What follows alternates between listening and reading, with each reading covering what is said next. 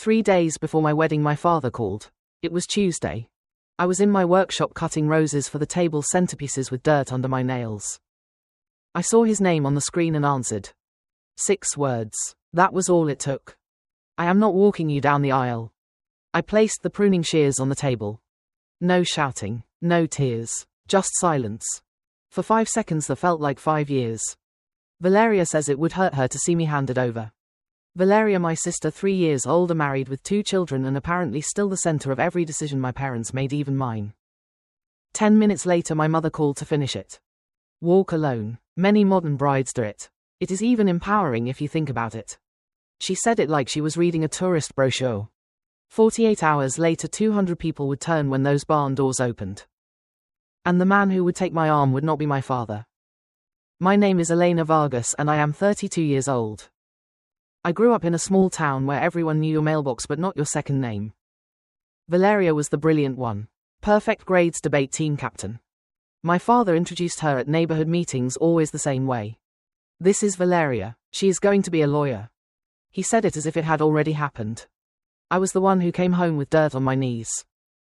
At 14 I built a greenhouse in the backyard with scrap wood, hardware store plastic and a hinge rescued from an old cabinet. It was not pretty, but in August it produced tomatoes the size of my fist. That year my science fair fell on the same Saturday as Valeria's spelling bee. I won first place. When my father arrived 40 minutes late, the judges were already packing the chairs. Sorry, little one. Valeria's event ran long. He looked at the ribbon, nodded and said, well done, like you would tell a stranger's son. Then he checked his phone.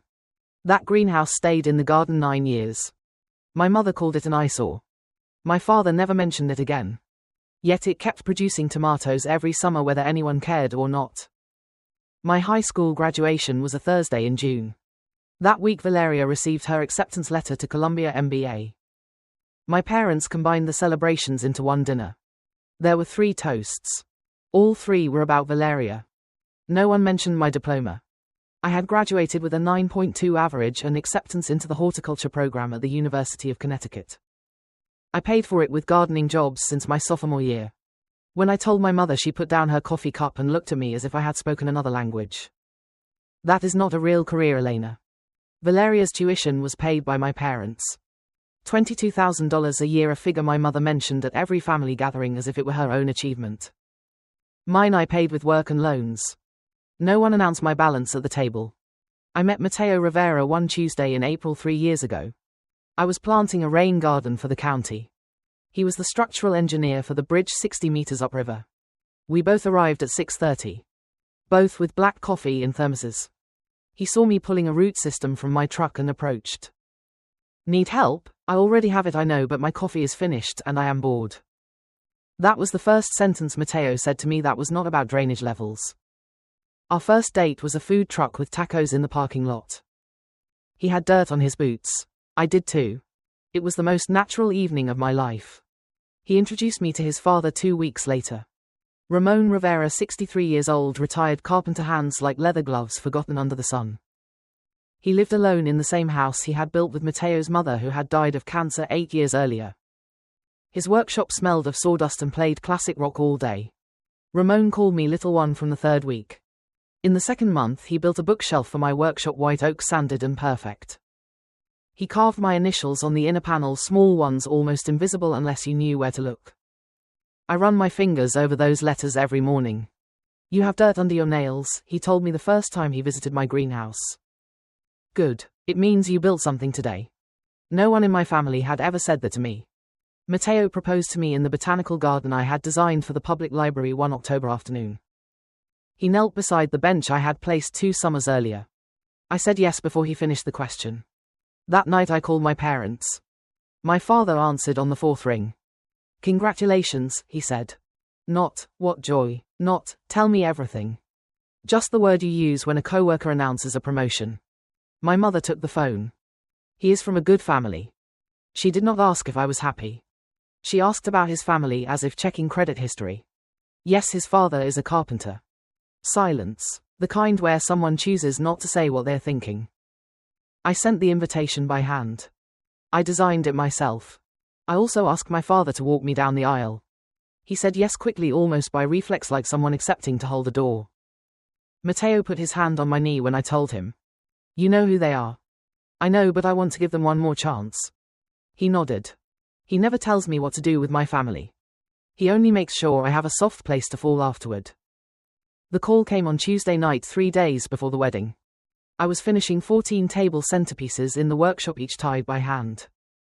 The radio played something with violin and I was humming when the phone lit up. Elena, I need to tell you something. He used the voice he reserves for giving bad news to clients. Firm, distant. He says seeing me handed over would be very painful. His marriage is going through a difficult time. I asked the only question that mattered. Valeria, did she threaten you with the children again? His voice lowered. She said if you accompanied me she would not bring Lily and Owen to Christmas. There was the lever, the same one she had used for years, and he folding every time. His grandchildren traded for his daughter's wedding day and he chose the trade without blinking. It is fine, Dad. Elena, please understand. It is fine. I hung up. I took the shears and finished the 14th arrangement. My hands did not shake. I wanted him to. Shaking would have meant I was surprised. I was not surprised. I was only finally done pretending I could be. My mother called 10 minutes later, punctual as always. Do not make this bigger than it is. Walk alone. It is even empowering. I asked Dad a year ago. He said yes. Your sister is suffering and you have Matteo. Valeria has no one. The math was so perfectly typical of my mother. Valeria's pain outweighed mine. Not because she was older, but because it was hers. Stop making drama, Elena. I hung up. I went out to the porch. The garden I had planted 4 years earlier lay dark before me. Hydrangeas that border a dogwood already taller than me. Matteo found me 20 minutes later. He sat beside me without asking anything, without saying, I told you so. He only put his arm around my shoulders and waited. After a while I went into the workshop. I stopped beside the oak bookshelf. I traced the carved letters twice. Then I went to sleep. Wednesday morning, 2 days before the wedding. Matteo made scrambled eggs with chives and waited. My father is not walking me. I heard you on the phone. What do you want to do? I will fix it myself. What do you want to do? I do not want to walk alone. Then you will not walk alone. He took a sip of coffee. My father has been practicing the tie knot since the engagement. I saw him watch YouTube twice last Sunday. I smiled. First time in 12 hours. I cannot ask that of Ramon, it is too much. Elena, that man built you a bookshelf he did not have to build. He drives 40 minutes to your workshop on Saturdays to fix hinges you did not ask him to fix. He set a place for you at Sunday dinner 2 months after we started dating and has not removed it since. He has been waiting. He just did not want to intrude.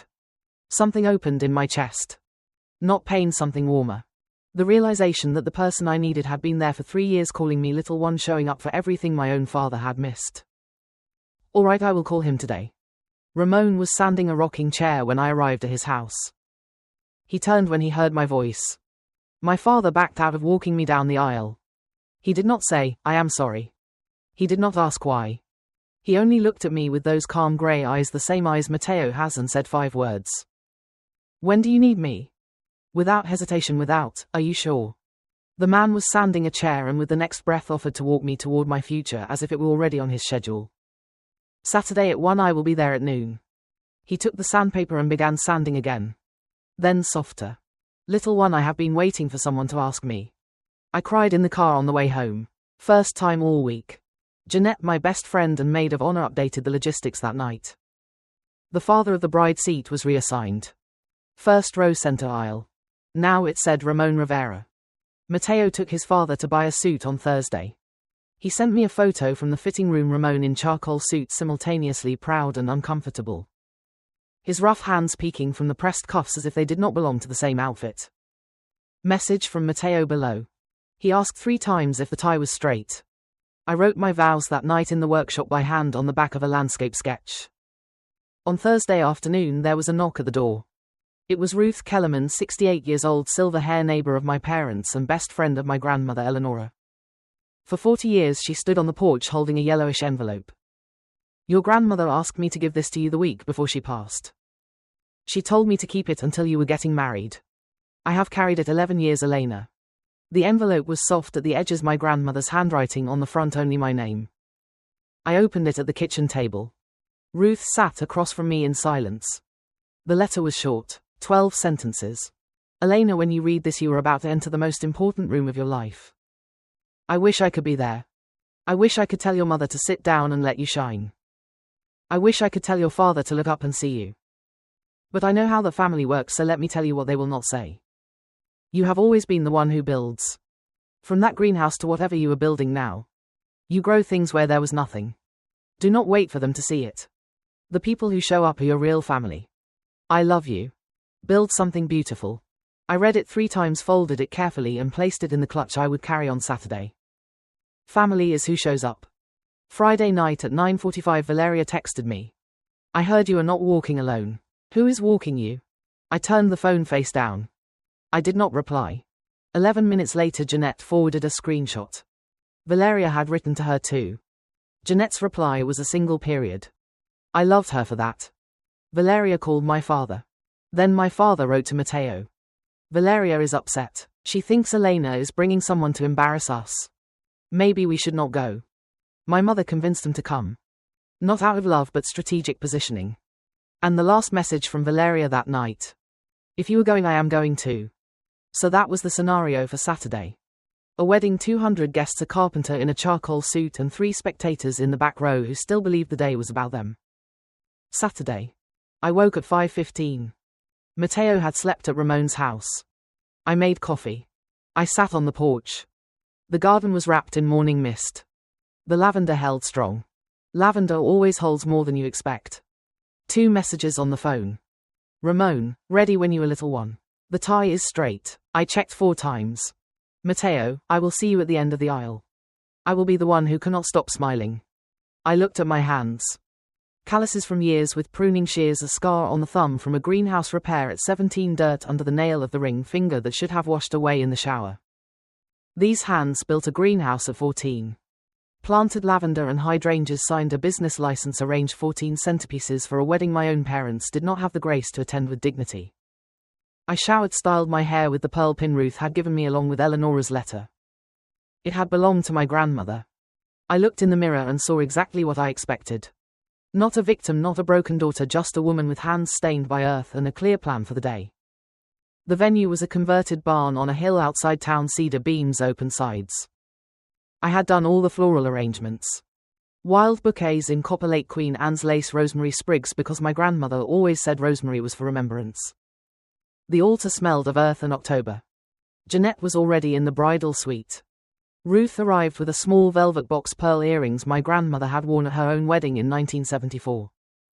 Something borrowed and something old. Both in one. At 10:45 there was a knock at the door. Ramon on the threshold, charcoal suit, white shirt, navy tie. His rough hands hung at his sides, still marked by decades of wood and nails. He saw me in the dress and stopped. His eyes filled immediately. He clenched his jaw, blinked twice hard. Then he said, "Oh, little one, do not cry." Ramon, I just put on makeup. I am not crying. The sawdust gets everywhere. Jeanette laughed from across the room. Ruth smiled. Ramon pulled a small wooden box from his pocket. Inside, a boutonniere made of dried oak leaves and wildflowers wrapped in jute twine. I made it this morning. Store flowers would not have felt right for you. I pinned it to his lapel. The oak leaves were from his workshop. The same wood. The bookshelf, the same wood that had been part of my life for 3 years. You look beautiful, he said. Then he corrected himself. You look strong. No one had ever said that to me on a day when you were supposed to look beautiful. And it was exactly the right word. At noon I peeked between the curtains on the side of the barn. Matteo's side was full of family and friends. Mine was smaller but not empty. Ruth in the front row, Jeanette and my friends, 7 women from my Saturday gardening workshop clients who had become friends, and Gloria, my accountant. And then I saw the back row, 3 figures, Don Javier in a dark suit looking at his shoes. Lucia sitting rigid with her purse in her lap like a shield. Valeria in a dress too formal for a barn wedding, scanning the room. They came. My stomach sank. Not from fear, but for one stupid second my heart said, maybe they're here to make things right. Then I saw Lucia whisper something to Don Javier and he nodded without looking up.